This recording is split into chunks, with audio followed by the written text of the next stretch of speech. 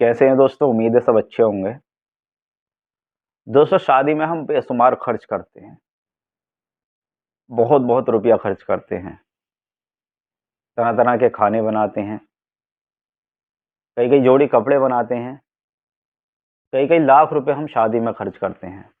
हज़ारों रुपए हम आतिशबाजी में खर्च कर देते हैं। हज़ारों रुपए अपने घर में लाइटिंग में खर्च कर देते हैं। हज़ारों रुपए हम खुशी में लुटा देते हैं। लेकिन जब निकाह की बारी आती है, जब लड़के का निकाह होता है और निकाह की बारी आती है, जब इमाम साहब उसे निकाह पढ़ाने के लिए जाते हैं, जो सबसे मेन काम होता है, तो उस वक़्त जब इमाम निकाह पढ़ाते हैं, तो एक खुशी का मौका होता है। तो उस खुशी में जब इमाम अपना नज़राना माँगते हैं, जो नज़राना होता है, इमाम साहब को तो माँगने का मौका भी नहीं आना चाहिए क्योंकि खुशी का मौका होता है, तो पहले तो घरवालों को ही खुश कर देना चाहिए इमाम साहब को। लेकिन जब इमाम साहब से पूछा जाता है कि आपके कितने पैसे हो गए, तो इमाम साहब बोलते हैं कि हमारे 5,000 हो गए, 6,000 हो गए, 7,000 हो गए। तो उसी बात पर उसी महफ़िल में से लड़के वालों की तरफ से 1-2 लोग खड़े होते हैं, नहीं जी, हमारे यहाँ तो 3,000 चल रहा है, हमारे यहाँ तो 4,000 चल रहे हैं, हमारे यहाँ तो 2,500 चल रहे हैं। इस वक़्त उसे सब कुछ याद आता है कि हमारे यहाँ कितने पैसे चल रहे हैं।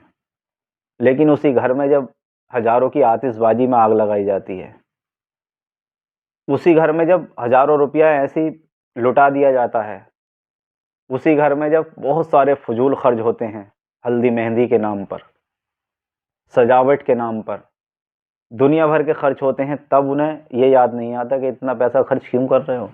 लेकिन जब खुशी के मौके पर इमाम साहब को पैसे देने का नंबर आता है, तो बोलते हैं कि हमारे यहाँ तो 2,500 चल रहे हैं, 3,000 चल रहे हैं, 4,000 चल रहे हैं। अगर इमाम साहब ने 5,000 रुपए माँगे, तो आपका बड़कपन, आपकी खुशी तो तब होगी कि आप इमाम साहब को 6,000 देंगे, क्योंकि खुशी का मौका है ना। सारा खर्च जो हुआ है, वो इसी बिना पे हुआ है ना, निकाह की बिना पे। क्योंकि मेन तो यही है ना निकाह। इतना सारा खर्च ना करके, किसी को खाना ना खिला करके, इतने महँगे होटल ना करके, इतनी सजावटें ना करके, आतिशबाज़ी ना करके, सिर्फ़ इमाम साहब को बुला लो, तब भी निकाह हो जाएगा।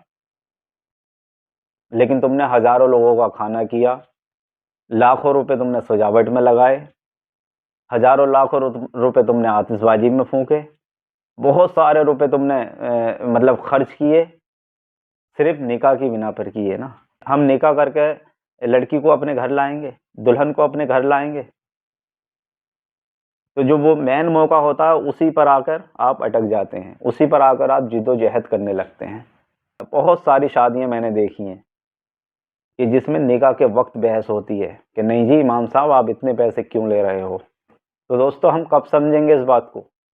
जो हमारा मेन काम है, वहाँ क्यों झगड़ते हैं? क्या इमाम साहब को 500 रुपए, 1,000 रुपए फालतू चले जाएँगे तो हमारे पैसे में कमी आ जाएगी? अरे हमें तो खुशी में और ज़्यादा पैसे देने चाहिए।